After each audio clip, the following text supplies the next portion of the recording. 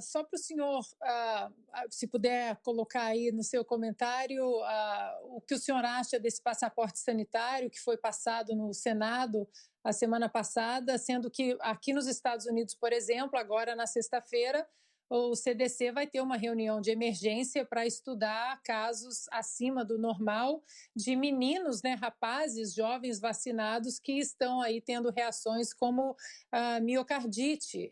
Então, eu queria saber do senhor o que o senhor acha dessa pressa de todo mundo ter que tomar a vacina e desse passaporte sanitário que passou no Senado a semana passada.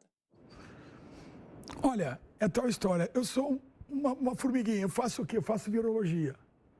Essa questão de se fazer obrigatoriedade de alguma coisa a nível da população como um todo tem que ser discutido pela sociedade de uma maneira muito mais madura. Não é uma coisa imposta. Deveria ser discutido de forma bem mais constitucional, eles fazem assim, mas de alguma coisa que implique nas posições de vários grupos da população brasileira. Isso é uma questão muito séria. Isso abre um precedente gigantesco que está indo na linha dessa ausência do artigo 5 do Estado de Direito. Quer dizer, eu tenho um pouco de medo, porque isso ainda está me parecendo uma coisa meio orwelliana, né? Mas também eu não quero entrar nessa discussão, mas eu fico um pouco assustado com isso.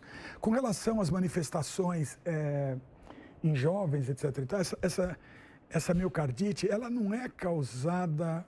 Ela é causada pela escolha, talvez, que eles tenham feito de antígeno para ser apresentado na vacina. Coronavírus, eu estava vendo agora um trabalho maravilhoso lá de La Jolla, dos imunologistas, e eles mostrando, eles fizeram um trabalho incrível, mostrando todos as 25 proteínas do vírus que poderiam ser utilizadas como antígenos vacinais. Curiosamente, estão dando muito ênfase para esse spike, que é uma proteína que já nos vírus de 2003 e depois, que era o SARS-CoV-1, que fui trabalhar na Alemanha, a gente desbolou um sistema de detecção do SARS-CoV-1 que era mais ou menos 100 mil vezes mais eficiente do que estava sendo utilizado na época. Porque a gente ia para um gene que era muito esperto, uma jogada técnica, não quero encher o saco de vocês. Mas aqueles vírus já estavam dando problema, porque, por exemplo, quando eles foram fazer a fase pré-clínica em animais, havia muito problema quando você usava spike e apresentava ela para animais. Ela causa hiperinflamação. Entendeu? Então, por isso que eu fiquei muito animado com a ideia do Jorge Calil, aqui no Brasil, de desenvolver uma vacina que tem dois aspectos fantásticos. O primeiro, que não usa a spike inteira. Usa só os lugares onde a proteína faz contato, o vírus faz contato, a proteína faz contato com o receptor celular. E os outros pedaços da proteína que poderiam ter capacidade hiperinflamatória tirados de fora. Ele seguiu a ideia exatamente do Jorge Galfu, que eu falei para vocês antes, que desenvolveu essa plataforma vacinal e em 2017, mais ou menos, começou a trabalhar com esse tipo de plataforma vacinal para SARS-CoV, não esse daí. Tem gente que fala, ele está falando que os caras começaram a trabalhar com uma vacina antes do surto, portanto eles já sabiam do surto, né? Não é verdade. Então, aqui, os trabalhos deles são trabalhos incríveis, feitos com os outros beta-coronavírus, não com esse SARS-CoV-2.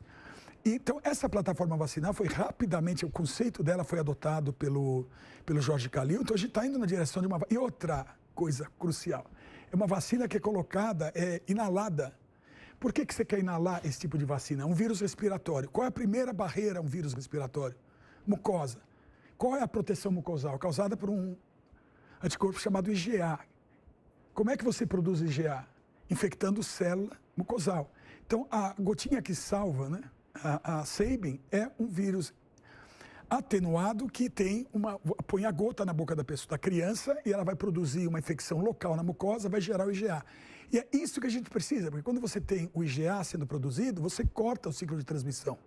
Tanto que essas vacinas todas, elas não são necessariamente desenhadas para conter a transmissão. Elas são desenhadas para que não haja progressão para a morte no agravamento. Então, até o desenho, o conceito vacinal deveria ter sido questionado no começo. Por que ninguém nos Estados Unidos fez o que o Jorge fez aqui, o que a CanSino, essa companhia canadense-chinesa, está fazendo no Canadá, que é desenvolver vacinas que elicitam a produção de IgA e que são inaladas. Por que eles estão fazendo vacinas que têm a spike inteira e são injetadas muscularmente, onde você só vai formar o IgG? Você vai ter o aspecto hiperinflamatório mais o IgG que, apesar de ser fascinante, ele não vai impedir a infecção. Então, veja, essas vacinas em andamento são ótimas no sentido de impedir agravamento. elas já estão dando um enorme avanço para nós. Porque o nosso grande problema exatamente são os idosos com comorbidade que progridem para o agravamento. Então, essas vacinas são fantásticas para idosos com comorbidade. Mas o resto do espectro de aplicação da vacina, a gente tem que pensar um pouco. Será que vale a pena vacinar todo mundo, todos os jovens? O menino, o Erickson, jogador de bola, meu filho gosta muito dele, teve um infarto miocárdio no campo de futebol outro dia, né? Mas isso não foi televisionado, foi um negócio horrível, pode ter acabado com a carreira profissional desse menino. Pode ser a vacina? Pode, porque tinha sido vacinado 12 dias antes. Pode ser um infarto normal? Pode também. Então, por exemplo, isso tudo, usar isso como um argumento para dizer, para ser anti-vaxxer, é um crime. As vacinas são fundamentalmente importantes hoje para reduzir, principalmente, mortalidade nos grupos de risco. Se a gente aceitar isso e levar isso para esse lado, a gente abre a porta também para desenvolver vacinas que possam ser muito importantes, como essas que produzem IgA, que estão em andamento. Tem aqui o Jorge Calico, um grande imunologista brasileiro, que deveria estar, nesse momento, informando as autoridades brasileiras na escolha de plataformas vacinais. E ele também está desenvolvendo uma, graças a Deus. Muito bem, quero agradecê-lo muito, doutor Paulo Zanotto, esteve conosco aqui, virologista. Obrigado pela presença aqui no nosso estúdio, doutor, pela entrevista. Uma boa noite, seja sempre bem-vindo. Boa noite, obrigado, Vitor. Obrigado, Ana, estou vendo ela. Obrigado, Zé. Eu acho que foi muito bom estar aqui com vocês. Espero que dê tudo bem e vamos ver se a gente consegue acabar com essa epidemia de morte, assim, do artigo 5º da Constituição e do Estado de Direito. Acho que é por aí a conversa que a gente tem que ter. Tem a pandemia e tem esse outro aspecto terrível. Obrigado. Agora 7h17.